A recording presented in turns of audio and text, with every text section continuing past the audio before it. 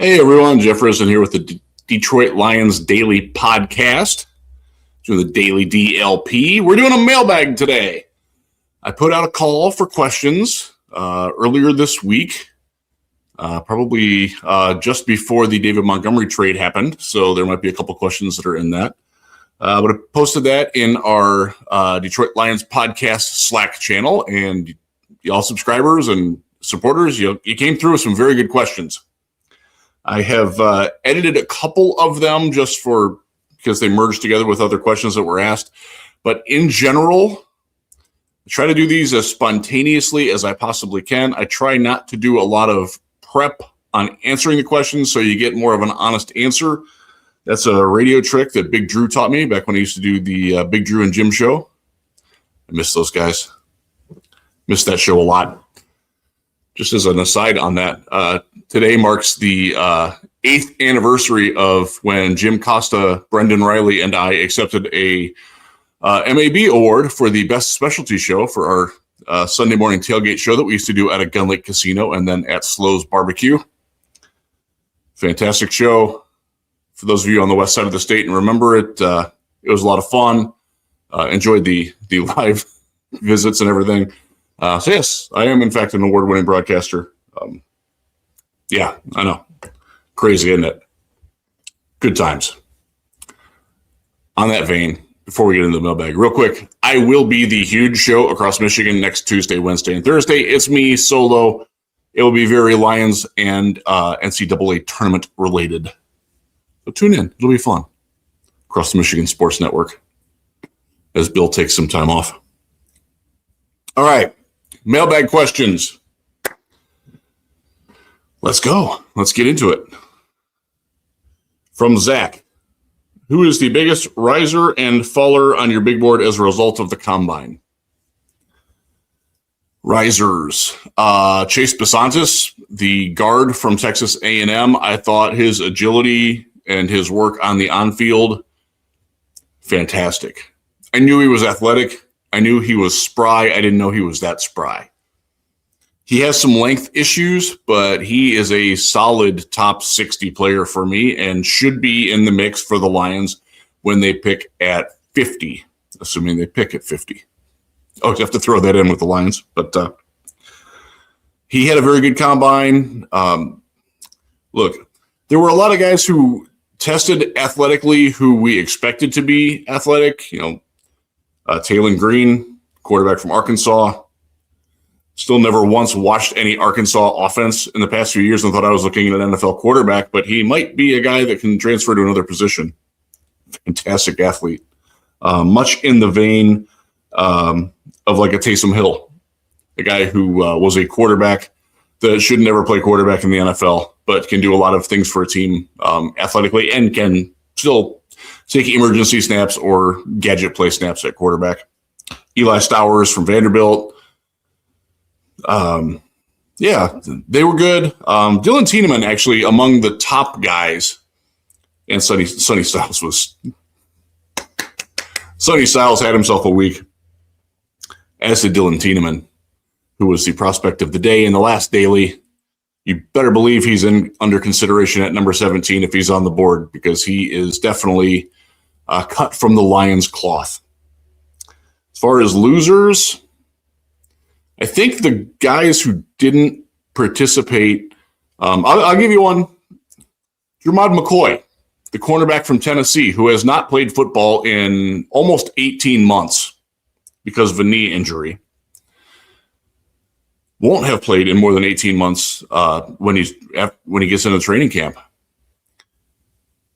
Didn't work out, was expected to work out, people were telling everybody he was going to work out, and then he didn't work out because he's not yet ready. That's a bad sign. I don't know what his medicals came out as, but if you're still not ready to show off what you can do 15, 16, I think it's 16 months since he had his injury, that's not good for a guy who relies very heavily on being athletic as an outside corner. He's a guy that does get lumped in with the Lions at 17. I don't think he's going to go that high just because people are going to be worried about the injury. And it's unfortunate, but Look, as Lions fans, we know all too well, availability matters. It has to matter. I hope it matters more to Brad Holmes as we go forward in the draft. In his drafts, I hope he's learned from his mistakes. Don't draft guys who are hurt because they stay hurt. And this Rakestraw, unfortunately, is a prime example of that. If we had a Rakestraw, we wouldn't need McCoy. But I digress. Diego Pavia also didn't have a... Not that he was ever draftable, but now we know he's delusional too, and that's probably not good when he thinks that he's the best quarterback in the class. He's not. Next question from Lions of Württemberg. I wish I spoke better German. My wife should be here. She does speak a little bit of German. Very much looking forward to the trip to Munich, assuming I can pull it off. I actually have a different European trip coming this summer earlier that might inhibit that. We'll see. Fingers crossed, though. Excited for the Munich game, nonetheless. After the Combine, are you more or less confident that the Lions can fill their holes in a way that they will be able to do a deep playoff run in the coming season? Absolutely. It's a good draft to need plugins. It's not a great draft for stars. Lions don't need stars. They've got them. They need Bs. They need B+, ready to roll, good depth that can elevate the roster and just be better than the guys that they're replacing. Great draft for linebackers. Great draft for running backs. Again, not necessarily stars. Although I do think that, my goodness, Jeremiah Love, he's another Combine winner because he participated. He's going to be gone in the top 5 or should be gone in the top 5. But you can get day 2, early day 3 guys who can help this team a lot at a lot of different spots. Offensive line, whether it's center, offensive tackle. With Decker coming back, you still need somebody because he's going to be gone sooner than later. I would suspect this is going to be his last season. Glad he's back, though. Yeah, I think it's a good draft for the way that the Lions need to fill their roster. Now, that presumes that they see their roster needs the same way that I do. And I don't know that that's true. But, yeah, I like where this team is at. They have some holes. They have the ability to go fill them. And again, they don't need the stars. They don't need elite talents coming in. Can't pay them anyways. Might as well find the guys who can replace the Alex Ancelonis, the Graham Glasgows of the world. David Montgomery. That one hurts a little. Got to replace one of the corners. Got to get a safety. Great safety draft. Great. Probably the second strongest overall position in the draft after tight end, which I think is really, really deep, and only Kenyon Sadiq at the top should be in the top 50. But after that, I can find you 10 guys in this draft who are tight ends who can play in the NFL at least as well as Brock Wright does. And that's sort of where the Lions are at. Some of the other questions here. From Gmart, do you think Khalif Raymond is going to be gone, and you get the sense that the Lions think Dominic Loveit is ready to step into that role? Yes and yes. Stronger yes on the first than the second. I love Leaf. I'm going to miss him. And I do think that there is a chance that because he is such a special return specialist, that was redundant, sorry, my bad, that he could come back. But you're talking about a number 4 wide receiver. Not going to pay for that. Lovett's dirt cheap. He's a 7th-round pick from last year. Barely played. I don't think he played more than 2 snaps on offense all season. Did play a little bit on special teams, but he was inactive a lot. Can he be a guy who catches 20 passes, 25 targets, plays on special teams, maybe as a return specialist? I think the economics of where the Lions are at as a football team probably dictates that they have to at least let him try that. They have other options as returners as well. But, yeah, I do think that that's going to be the move. And wish Leaf nothing but the best.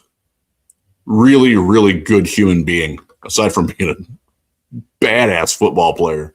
Probably the strongest pound-for-pound Lion on the team. And he doesn't look that way, but boy, he impresses his teammates a lot. He will be the loss. Another one from G-Mart. Doubled up. I like that. Ambitious. I was kind of disappointed in DJ Reader's Lions tenure. I know he's more of a guy that frees up linebackers than a guy who gets his own stats, but still I hope for more impact plays from him. Was it just age or injuries catching up with him, or am I being a little unfair? Maybe he was a little better than I'm giving him credit for. Okay. Reader that's a good question. There are layers to the answer. I think in general, your point about how he is a guy that doesn't necessarily make a lot of plays, but helps the guys around him make better plays. I don't think Lions media collectively sold that very well when he got here. I think people thought, Reader's been great. Like every other fan base has loved what he's done for them. And they raced to the conclusion that he was going to be a guy that was going to get you 5 sacks and make a lot of plays behind the line. And that's never been who he is. He had 1 year in Cincinnati and 1 year in Houston that were like that, and that was it. As far as being the facilitator, the guy who helped Jack Campbell ascend into an all-pro, hell yeah, he was good at that.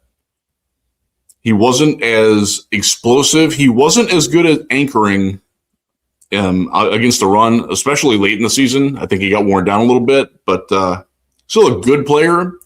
Was he worth the money? Yeah, he was. Look at Jack Campbell now. Look at how good Alex Anzalone has played because they don't have blockers getting to them. DJ Reader is part of that for his on-field play, but beyond that, his mindset, his culture setting for those guys on the inside, very good. And if you were expecting a lot of sacks and things out of DJ Reader, it's just not the reality of who he's ever been. Wish him well. I don't think he'll be back. All right. From Big Wes. Love Big Wes. Do you believe that the Lions will sign a free agent center capable of starting this year? Goes on and says, I also doubt that they want to move Ratledge back to center. I don't know that. I have advocated for them to at least try Tate Ratledge at center for a couple of reasons. I put it out on social media the other day. I think the biggest reason why I think it is a good move is because it mitigates where Tate Ratledge is at his worst. Again, Ratledge is going to get better at this, but right now, when he's got to look both ways and find guys that are coming from the second level, or a guy that twists inside off of Panay, he was lost last year. When you're at center, you're naturally taking guys from a straighter ahead angle. You're going to be able to adjust quicker because you've got a little bit more space on the inside, especially if they don't have a heads up nose tackle on you. And when they do go heads up, he's got the power, he's got the leverage to move them. I think he'd be very good at center. Do I know that the Lions want to do that? I don't. Brad Holmes was certainly open to it during his combine press conference, and I'll reiterate, he was not moved from center back to guard last year because of anything to do with Tate Ratledge. It was all about Graham Glasgow and Jared Goff's comfort with Graham Glasgow being the center in front of him, and I get that. I don't think that was a long-term prudent move, but I understand it. And look, the offense was pretty damn good regardless, despite having a sub-average center. Free agency's tough. Connor McGovern's still out there. As I'm recording this, I believe Tyler Biadasz just got signed. I was under the impression that he was much more injured than what he is.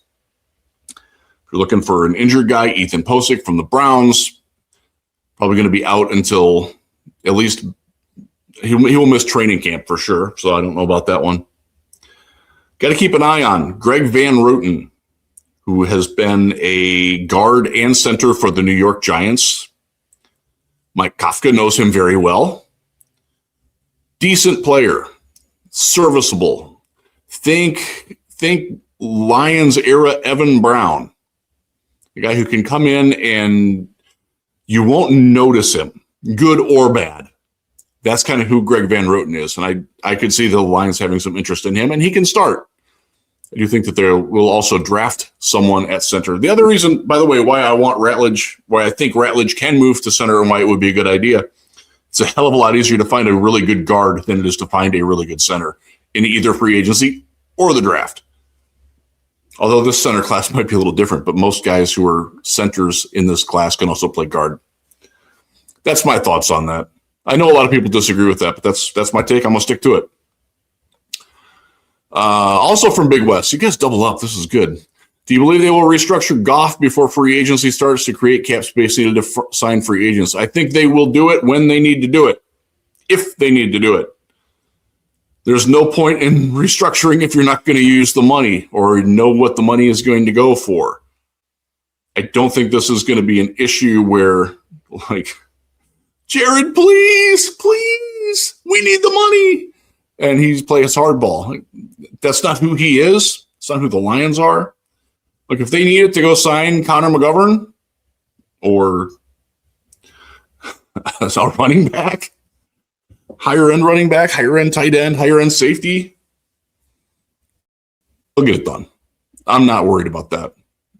Not really at all. From Pat. On a recent podcast, you mentioned the expected quality of the 27 draft and no one wanting to trade those picks for this year's picks. That is absolutely true, and that is coming from the Albert Breers and Jeremy Fowlers and Mike Silvers of the world. They will all agree to that. Mike Garofalo is another one who, Tom Pelissero, they will all echo that sentiment. All right. With that in mind, is it a reasonable expectation for the first three Lions selections in regards to impact? Is this a draft where the quality of your scouting department shines? Absolutely. I like that last question. Yes, it is. Because there is not a lot of prospect grade separation between the player that you can get at 50 and the player that you can get at 125 in this draft. It's going to be about fitting your team, fitting your team's culture, fitting your scheme needs. You know, there are any number of interior offensive linemen in this class who will fall in that, we'll say, late second to early fifth round range. And the Lions should definitely be interested in these guys, and they have shown interest based on who they've met with. And when I've had brief conversations with people who know, they're looking at these guys.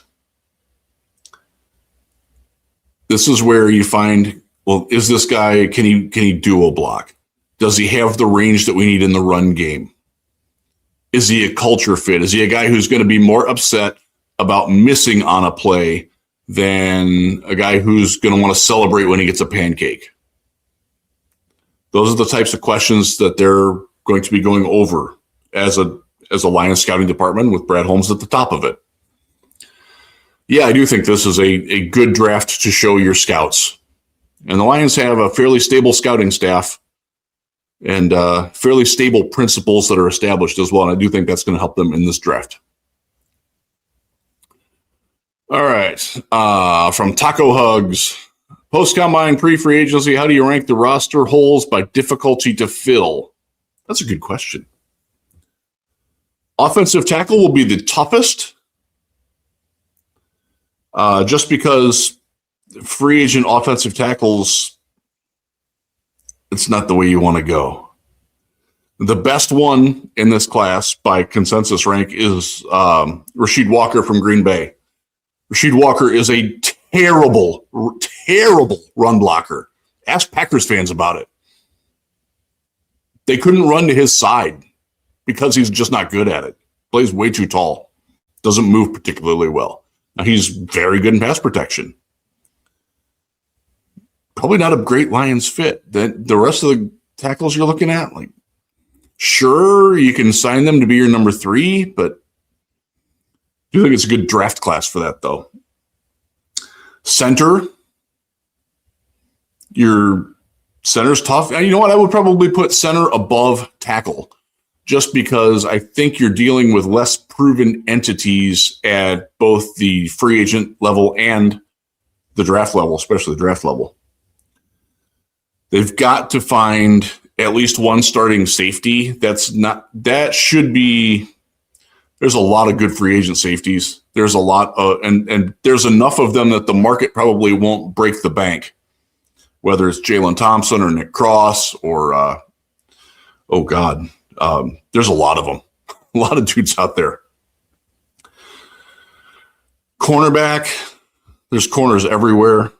It's finding the right fit, finding the grit fit, finding a guy who can play the run, finding a guy who can press at the line and not win and still not get beat over the top, I think should be the priority at cornerback. That is something that I know that they have tried to work with Terrion Arnold on quite a bit with mixed results.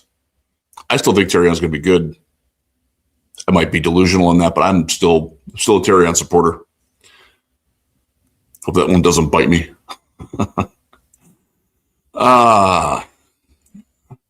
From my friend Mathis, there's apparently a chance the Lions get a third-round comp pick because of DJ Reed missing so much time. How does that change the drafting strategy in your eyes? And what position would you wait on? Comp picks are wild. There is speculation about everything. We're not terribly used to getting comp picks in Detroit because you only get comp picks when you are a net loser in free agency, which means that the guys that are going off your team are more valuable contractually than the guys that you signed to free agent contracts. Well, we have typically been plus spenders in free agency, so we're not super versed on the formulas. I will tell you, I hate to give them credit for this. Packers fans are ridiculously meticulous on comp pick projections, and I would probably pay a little bit of attention to what they're saying over there. I know Over the Cap does a good thing. I know Spot Track does a good thing. I think PFSN has a prediction about it. Those are good people over there at PFSN. Shout out to Ian Cummings, their draft guy. Good dude. Guy lives in Lansing, by the way. We'll see him at a few pro days, I'm sure, coming up. Pro days have already kicked off. As far as waiting, you can probably wait on your interior offensive line. I know a lot of people love Iwane. I got to say it right since it was said right to me. By the way, his first name is Venga. If you say it, it's not Vega, it's Venga. It's the Polynesian thing. They're very interesting way that they pronounce things. Similar to like Hungarian or Welsh in that like the letters that come together don't make what in English what it says in the native language. Hungarian's fun with that. Safety. Think running back.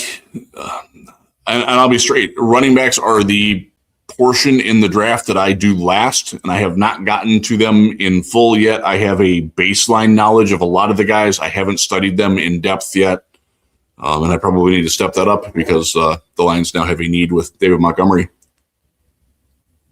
Monty now being in Houston. I will say, nobody asked this, at least I don't think anybody asked this. Don't sell Jacob Saylor short. They like what they've got in him. It could be him just being the old Craig Reynolds role of the number 3 running back and special teamer, and that's fine. But they like him. They like what they got there. From Jeff Merrill, free agent running backs, and go. Oh, boy. Isaiah Pacheco from the Chiefs is a guy that I like. I know Russ Brown, my colleague here, likes him a lot as well. He's not been the same since he had his injury. That means he's cheaper. Trade-offs. You know? Oh, geez. If you want to go a little bit higher end, Travis Etienne is fun. He can do a lot of things. He's more Gibbs-like than Monty-like, but I don't know that the Lions are married to directly replacing David Montgomery with the guy who's like David Montgomery. They might want a different back in there who's a little bit more dynamic outside the tackles. A guy who, if the guard and center both miss on their block, isn't going to get tackled for a 4-yard loss. He can grind it into a 1-yard loss or even maybe a net gain. Monty was great at a lot of things. That was not one of them. Not many are, to be fair. Who else is out there as running backs? Got to do my cheat sheet here. Emmanuel Wilson from the Packers, in a small sample size, has been very good. I have the next daily that we're going to do is my free agent wish list, and he's listed on the wish list. So he's one. Very effective runner, and he catches the ball out of the backfield much in the way that David Montgomery has done.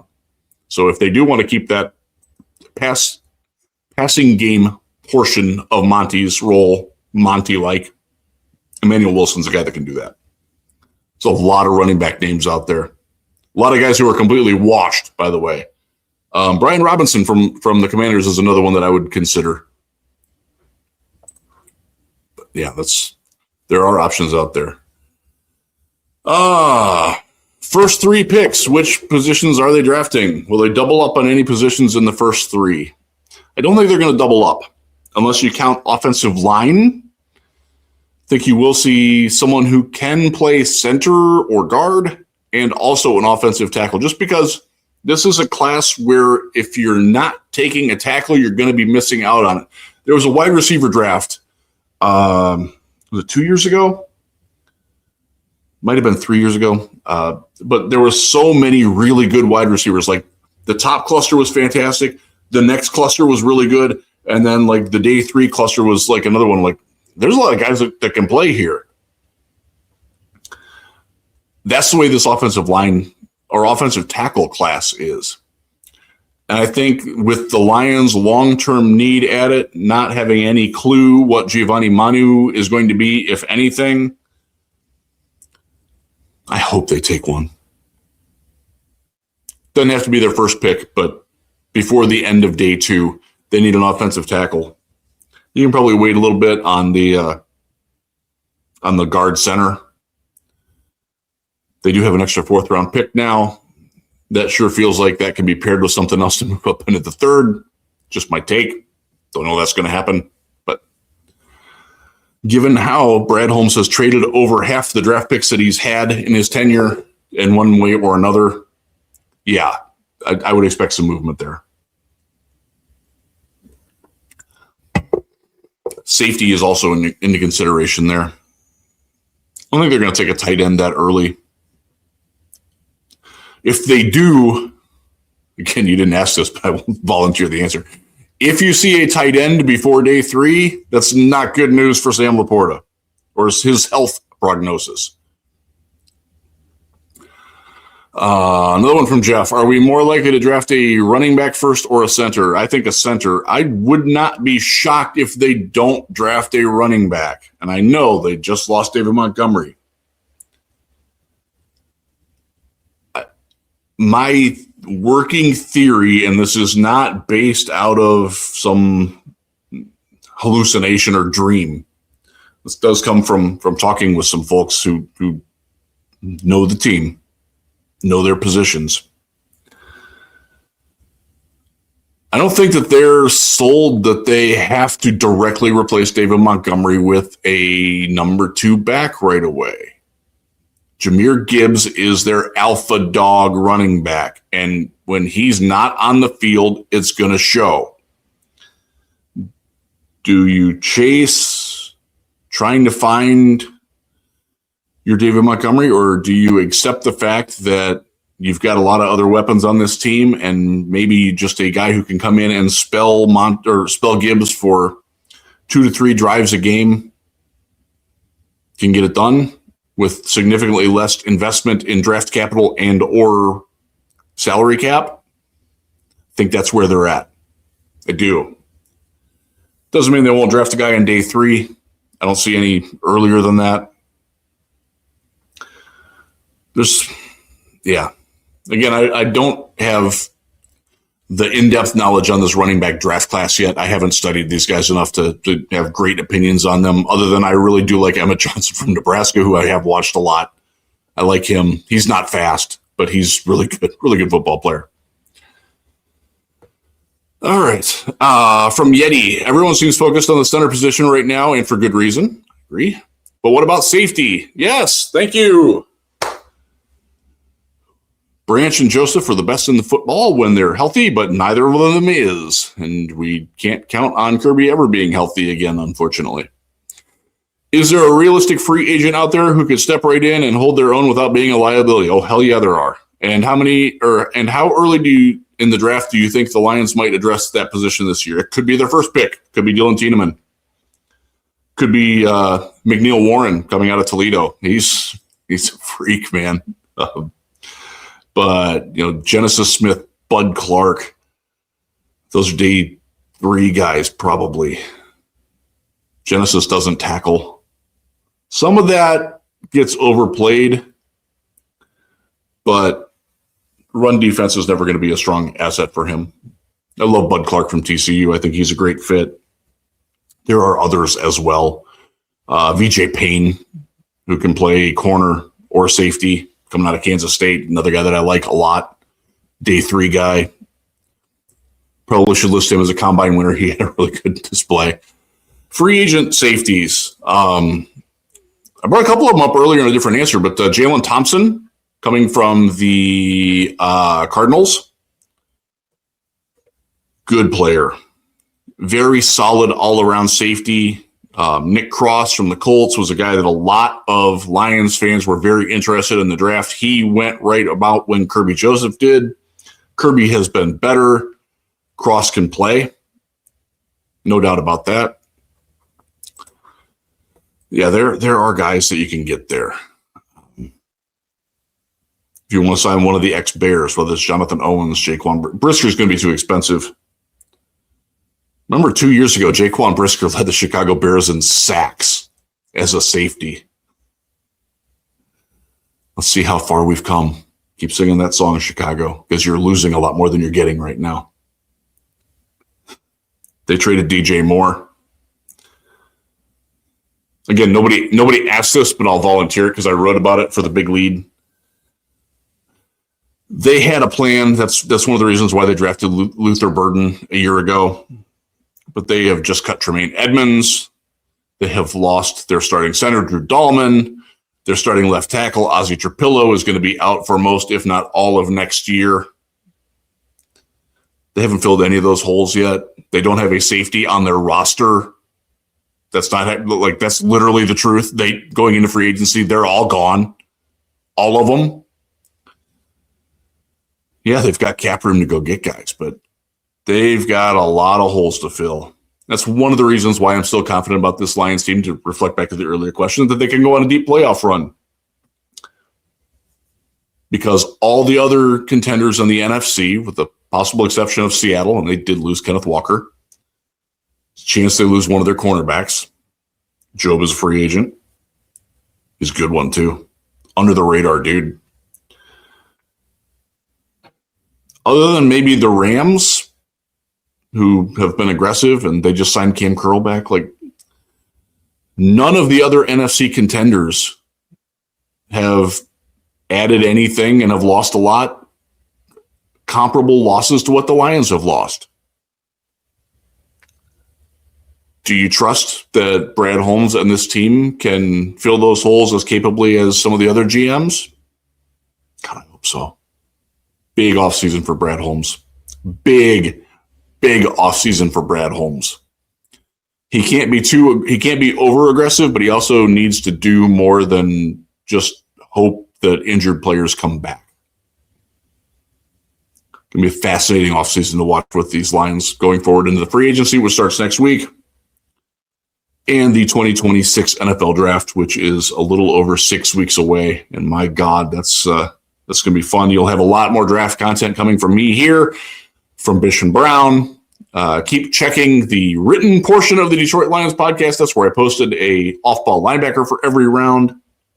Have safeties coming soon on that.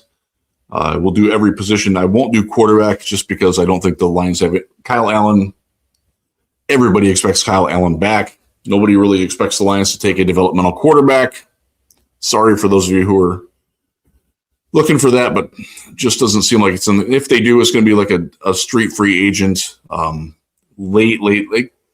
Would they take Taylon Green with the last pick in the draft? Sure. Why not? But I don't think that they're going to be actively looking for it. That is the mailbag from the DLP.